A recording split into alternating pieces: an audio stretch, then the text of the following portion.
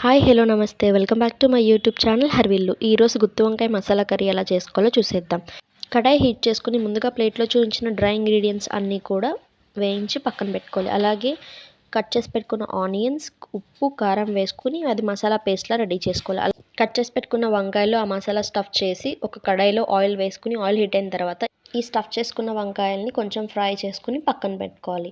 అలాగే అదే కడాయిలో ఇప్పుడు కొంచెం అల్లం వెల్లుల్లి పేస్ట్ కూడా వేసుకుని కరివేపాకు ఇవన్నీ వేసుకుని ఫ్రై చేసుకున్న తర్వాత మనం ముందుగానే చేసుకున్న మసాలా పేస్ట్ కూడా కొంచెం వేసుకుని మసాలా ఫ్రై చేసి ఆయిల్ పైకి వచ్చిన తర్వాత కొంచెం వాటర్ వేసుకుని గ్రేవీకి సరిపడా ఆ గ్రేవీ ఉడికిన తర్వాత ఇలా మనం ముందుగానే వేయించి పెట్టుకున్న వంకాయల్ని కూడా వేసేసుకుని ఒక 5 మినిట్స్ తర్వాత కొంచెం కొత్తిమీర వేసుకుని స్టవ్ ఆఫ్ చేసుకుంటే అంతే, అదిరిపోయే గుత్తి వంకాయ మసాలా కర్రీ రెడీ అయిపోయినట్టే. దీన్ని వేడి వేడి అన్నంలో వేసుకొని తింటే చాలా బాగుంటుంది. ఇలాంటి మరిన్ని వీడియోస్ కోసం నా ఛానల్ని లైక్ చేసి సబ్స్క్రైబ్ చేయండి. బాయ్.